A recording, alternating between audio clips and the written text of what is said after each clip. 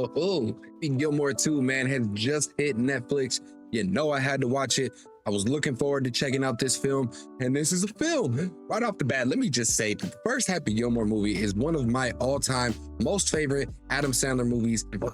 In that early era of Adam Sandler kind of doing his thing, I feel like he had some of his best roles. Not that I'm not a fan of the stuff that he's doing now, I just feel like there was a little bit more acting in those older roles than just him playing Adam Sandler. By no means is that a diss. I love Adam Sandler. I love what he does for his people. And whether a movie is good or bad, I'm gonna watch it at least one time if it has Adam Sandler in there. And when it became announced that we were gonna get a Happy Gilmore 2, I'm not gonna lie to you, I was really skeptical because that first movie was such a classic, such a good story for that character that I wasn't too sure if we needed a sequel. And I'm gonna tell you right off the bat, I'm still not sure that we need a sequel, but I'm glad we got it. Happy Gilmore 2 surprised me, man. This is a fun sequel. Definitely a lot of nostalgia in here. Somewhat relies on it, but it's used in these moments that are really just feel-good moments. I'm not gonna lie, this movie's kind of depressing. In this movie, we follow Happy Gilmore 30 years later, who now has 5 children, one of whom he's trying to send to ballet school, needs to come up with the money, and so he decides to knock the dust off of his 9-iron, that's a club, right, and get back into the game. And throughout this story, there are so many comedy moments. This is definitely a hilarious movie, I'm not gonna lie to you, with some very questionable story choices that were made here, but overall, it is enjoyable. We are gonna talk a little bit of spoilers in this video, so if you don't want to be spoiled, you know, now is your time. But because this is on Netflix, you can go and check it out today. I'm gonna get into some spoilers about this film. So first thing that I thought was really cool about this movie, starting right off the bat, getting into the movie, we get kind of this little backstory about Happy after the events of the first Happy Gilmore. And we learned that he actually had a very successful career in golf, becoming a 6-time champion, getting 6 of those gold jackets, becoming absolutely rich as hell, being married to Virginia Vinette, and having 5 children. And what was cool about this little bit in the movie is that the de-aging that they decided to use for Adam Sandler, it actually looked pretty dope. Noticeable. Definitely noticeable in some moments, but I think the way that it was used, showing commercials that are being shown through like a TV or whatever, it made it okay, worked way better than I thought that it would have.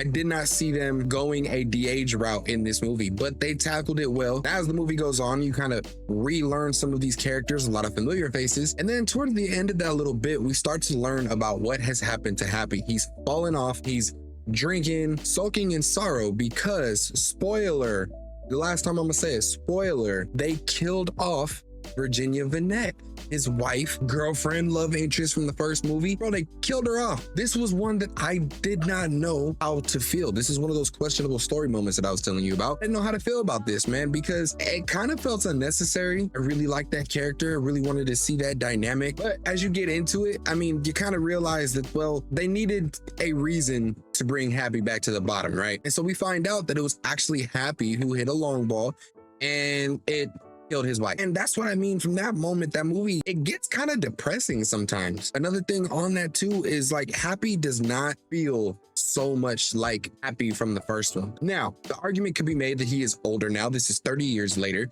He has children and he's a depressed man. So there is a lot that is kind of going to bring down his temperament. He's not so wild and crazy as he was. He's an old dad. It happens. So I was able to suspend that disbelief, but there are some moments here when they touch on his wife and how he's feeling and he gets into his drinking habits that the movie kind of gets a little bit sad, which was different than what I was expecting going into a Happy Gilmore movie. But nonetheless, his wife is still able to be a part of the movie via his happy place. And those moments I thought were done really well. They were really meaningful. As meaningful as you can get in a film like this. Jumping off of kind of that sad vibe though, there are still those elements of Happy Gilmore there.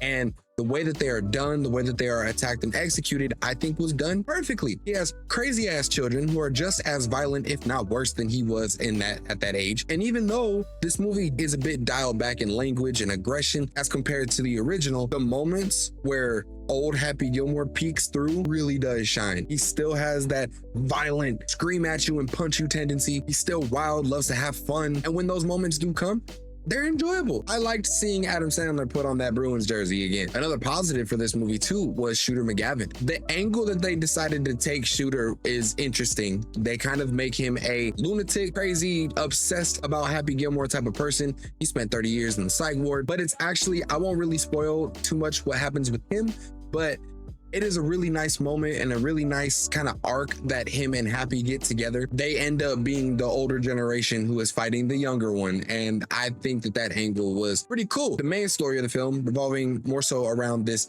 maxi golf organization that is being started up because, as they say, golf is too boring and they need to switch it up, was actually a really interesting angle to take for this movie. Here in this story, we have basically the older generation fighting against the younger generation to preserve the old ways of the sport. It's really kind of cool how they were able to kind of put this stuff in there. You know, you get a lot of crazy obstacle course type of golfing in here, like putt-putt on steroids. And it served a nice story, which also caused them to bring in a little bit of lore for this world. And in this lore, we learn that there is a surgical way that you can split one of your ligaments to make your hips go back further. You can swing harder. That is a crazy sentence. This causes these enhanced golfers to be able to hit the ball as hard, if not harder, than Happy Gilmore. And that puts him through his little struggle of trying to get back to the top. And I thought that this little addition, though silly, I mean, it works well within the world of Happy Gilmore, right? That's what I'm gonna give you about the story. Go check it out. Another highlight of this movie is, I mentioned that this movie does a lot as far as its use of nostalgia, and it definitely does that, sometimes relies on it. But what's cool is that this movie gives such a heartfelt tribute to all of the cast members and all of the characters who have died both in the world and in real life. It shows a lot of love for that original film. There are corny moments that kind of use these callbacks and kind of, you know, generic tropes. One, for example, being the son of Chubbs and kind of his whole stuff with his hand and all that. It was silly. The wooden hand, I feel, worked better for the original film. This one, it was just very in your face that he was just holding the hand under his sleeve. But whatever, you know, there are those kind of moments in here, but they are feel good moments, man. And they are like a nod to those OG characters. Happy's grandma, Bob Barker, his old boss that he shot a nail with in the head. Like, there are a lot of callbacks to these loved characters from the original. And, you know, I mean, I wasn't really asking for much, man. And this was enjoyable. I had fun with these references, but also some new cast members did a great job too. Bad Bunny in this film, hilarious, bro. Like, I'm not really a huge fan, even though, you know, that's my folks, you know, but he did a great job, was hilarious in this film and worked off of Adam Sandler so well. I think if I had to say anything as far as like my gripes, I kind of already said them, but I still don't know how I feel so much about killing off Virginia. I understand the reason and what it created. Wasn't too much of a fan of it. And also, I do feel like overall the movie does get dialed down. We are in different times, so it kind of makes sense that they would kind of bring it back just a little bit. But even for what it is, man, it still holds up to the humor of Adam Sandler, to the humor of Happy Gilmore. It was definitely a nice sequel. Now, this sequel does not compare to the original at all. And I think that should be obvious, but it is still a fun, nostalgic, kind of censored, but hilarious movie that does pay a lot of tribute and honestly is just a fun time. Adam Sandler, you know, he obviously has a lot of fun doing his movies. You know, he's always looking out for his people and I really respect what he does for them. And now it seems that he's adding some new people into this family of his and looking out for them. And that's awesome. But honestly, I think that if you are a fan of Happy Gilmore, you'll enjoy this. You'll definitely enjoy this one. So I'm gonna leave that there. I'm gonna let you go check out that movie, man. It is on Netflix as of now. If you have seen it, let me know in the comments what you thought about it. How does it hold up for you? If you did stay to the end of this video, please hit that like button so that we can get this video out to more people. I really appreciate that. Also, consider subscribing to the channel so you stay updated, don't miss out on any future content that gets dropped on the channel. And thank you for that. But y'all stay geeked up, man. I'm out of here and y'all be smooth.